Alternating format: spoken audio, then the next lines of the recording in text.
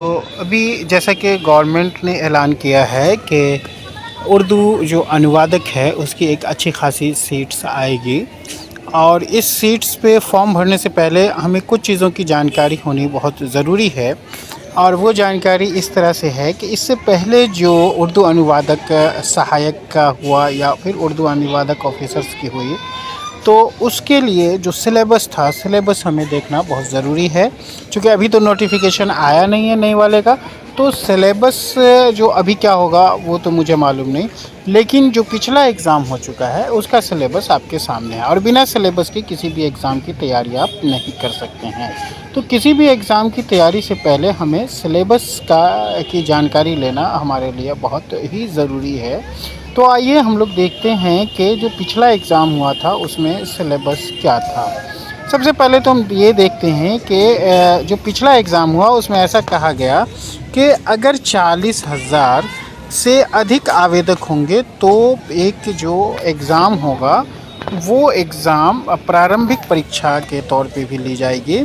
और उसमें से जो सिलेक्टेड कैंडिडेट होंगे, मतलब जितने भी कैंडिडेट क्वालिफ़ाई होंगे, उसका 5 गुना, मतलब जो सीट निकलेगी उसके 5 गुना कैंडिडेट को फाइनल रिटन एग्ज़ाम के लिए बुलाया जाएगा। और फिर रिटन एग्ज़ाम के द्वारा लोगों का जो भी कैंडिडेट है उसका सिलेक्शन उर्दू अनुवादक के तौर पे किया जाएगा। तो सबसे पहले हम लोग देखते हैं कि वो एग्ज़ाम जिसके आधार पे मेरा सिलेक्शन होना है, अगर 40,000 से ज़्यादा कैंडिडेट रहें तो कैसा एग्ज़ाम होगा, और 40,000 से अधिक कैंडिडेट रहें तो कैसा एग्ज़ाम होगा। तो सबसे पहले हम लोग फ़ाइनल एग्ज़ाम देख लेते हैं। हम ऐसा मान लेते हैं कि 40,000 से कम कैंडिडेट हैं, तो एग्ज़ाम एक ही होगा जो सिलेक्शन के लिए होगा, उसे रिटन एग्ज़ाम के नाम से हम जानेंगे। तो वो एग्ज़ाम यहाँ आपके सामने है, आप देख सकते हैं। हाँ, तो आइए, ये आपके सामने है जो रिटन एग्ज़ाम होगा उसका सिलेबस। इसमें साफ लिखा हुआ है कि सुयोग्य उम्मीदवार का चयन आयोग द्वारा लिखित परीक्षा के आधार पर बिहार राज्य उर्दू अनुवादक संवर्ग नियमावली 2016 नियम 7 के अनुसार निरूपित किया जाता है। तो इसमें दिया हुआ है कि पत्र जो होंगे वो 2 पत्र होंगे, एक प्रथम पत्र होंगे और दूसरा द्वितीय पत्र होगा। प्रथम पत्र में क्या होगा, उर्दू व्याकरण होंगे, देख रहे हैं यहाँ पे। उर्दू साहित्य एवं भाषा से आपको क्वेश्चन होंगे। उर्दू में संक्षेपण एवं निबंध लेखन होंगे, और ये टोटल होंगे 100 नंबर के। और ये एग्ज़ाम होगा 3 घंटे का। तो आप इतना देख रहे हैं, उर्दू व्याकरण जो आप अच्छे से पढ़ लें, उर्दू साहित्य एवं भाषा का ज्ञान होना चाहिए, जो इसमें ख़ास तौर से जो शायर हैं, लेखक हैं उर्दू के पुराने और काफ़ी मतलब कह सकते हैं कि हैसियत वाले जो शायर और जो साहित्यकार हैं, मतलब कह सकते हैं मुसन्निफ़ हैं, उनके बारे में हमें पढ़ना है। उसके बारे में भी हम लोग डिटेल्स में आगे जानेंगे। जो दूसरा पेपर होगा वो होगा हिंदी से उर्दू में अनुवाद करना, फिर उर्दू से हिंदी में अनुवाद करना, फिर अंग्रेजी से उर्दू में, और फिर अंग्रेजी से हिंदी में अनुवाद करना। तो इस तरह से इसमें दूसरे पेपर में 4 पार्ट होंगे, जिसमें उर्दू में, हिंदी से उर्दू, उर्दू से हिंदी, और अंग्रेज़ी से उर्दू, और कह सकते हैं कि अंग्रेज़ी से हिंदी में अनुवाद करना। ये टोटल 100 नंबर के होंगे। इसके लिए भी आपको 3 घंटे मिलेंगे।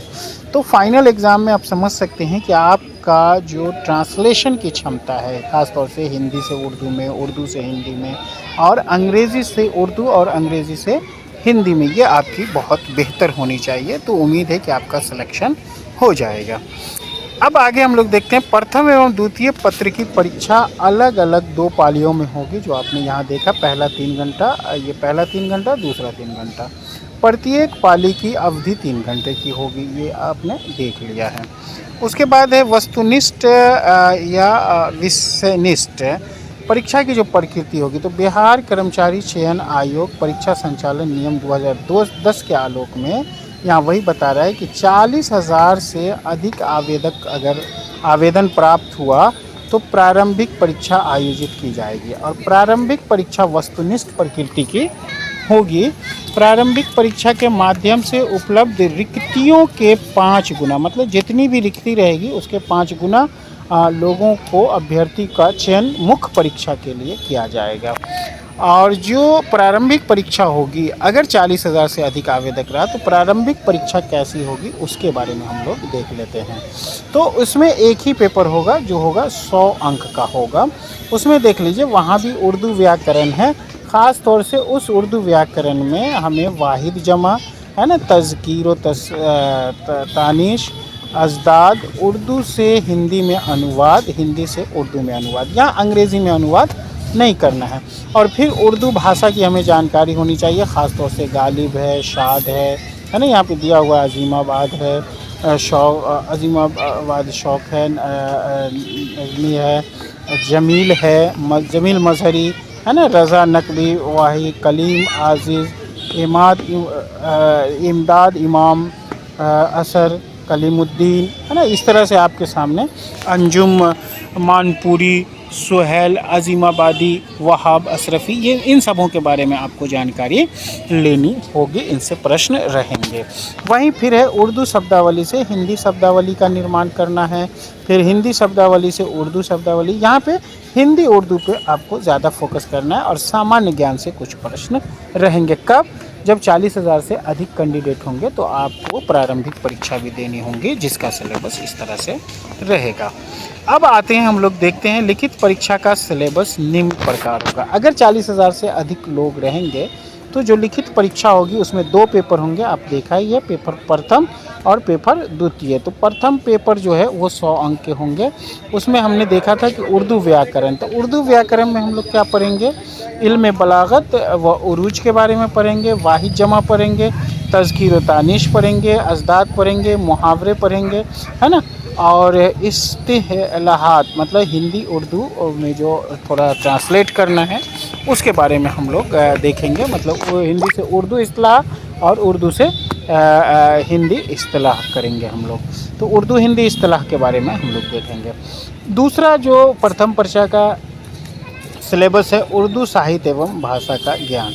तो अब देख रहे हैं उर्दू के मशहूर शायर जितने भी हैं, जैसे यहाँ गालिब है, इकबाल है, शाद है ना, शौक में है, अता काकवी है, जमील मजहरी है, रज़ा नकवी है ना, वाही, कलीम अज़ीज़ है, परवेज़ शाहिदी है और रमज़ अज़ीमाबादी है। उर्दू के मशहूर नस्र निगार के बारे में भी हम लोग पढ़ेंगे, जैसे सर सैयद अहमद ख़ान, उसके बाद है इमदाद इमाम, असर, कलीमुद्दीन अहमद, अख्तर और अब्दुल मुगनी, अंजुम मानपुरी, शकील अख्तर, सुहेल अज़ीमाबादी, कलाम हैदरी, वहाब अशरफ, इन सबों के बारे में भी हमें पढ़ना होगा। और फिर उर्दू संक्षेपण मतलब जो आपको खुलासा वगैरह लिखना पड़ सकता है, निबंध या पत्र लेखन हो सकता है।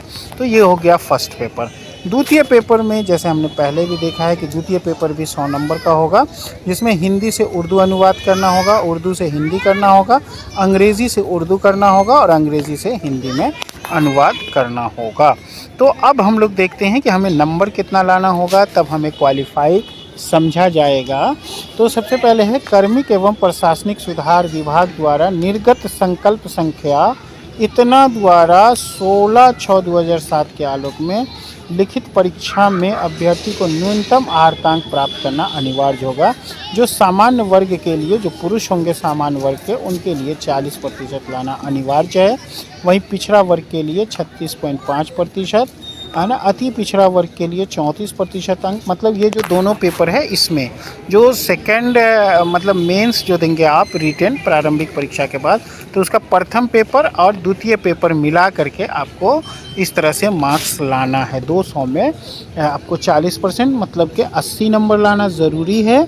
और 36.5 मतलब 36 दूना 72, 73 नंबर पिछड़ा वर्ग को, अति पिछड़ा वर्ग को 34, अनुसूचित जाति जनजाति को 32, महिला को 32 और दिव्यांग को 32% लाना अनिवार्य है। अब ये मंत्रिमंडल सचिवालय जो उर्दू निदेशालय बिहार पटना के पत्रांक 19 की वैकेंसी के बारे में है।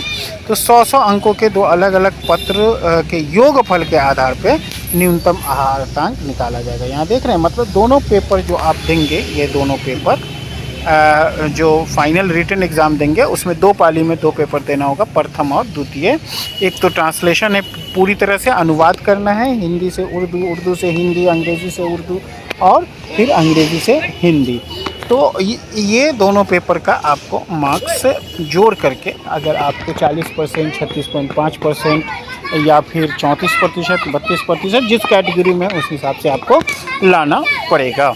तो ये है सिलेबस जिसे आप पूर्ण रूपेण देख सकते हैं और इसी के अनुसार आपको अपनी तैयारी जारी रखनी होगी। अगर आगे आपको तैयारी करना है तो आप हमसे संपर्क कर सकते हैं। हमारा मोबाइल नंबर है 8873-8873407290। फिर से हम लिख देते हैं यहाँ पे 1 मिनट, हम कलर थोड़ा चेंज कर लेते हैं और आपको लिख देते हैं। तो देखिए, मेरा मोबाइल नंबर है 8873407290। आप इस पर संपर्क करके हमसे आइडिया ले सकते हैं कि तैयारी हम कैसे करें, और उम्मीद है कि आप तैयारी करेंगे तो आप कामयाब होंगे। बस इसमें लगने की ज़रूरत है, बहुत भारी चीज़ नहीं है। आपको तैयारी कैसे करना है इस पे बस फोकस थोड़ा सा करना है और सिलेबस के अकॉर्डिंग चलना है, तो आप ज़रूर कामयाब होंगे। तो चलिए, आज का वीडियो हम यहीं समाप्त करते हैं। नेक्स्ट वीडियो के लिए आप इंतज़ार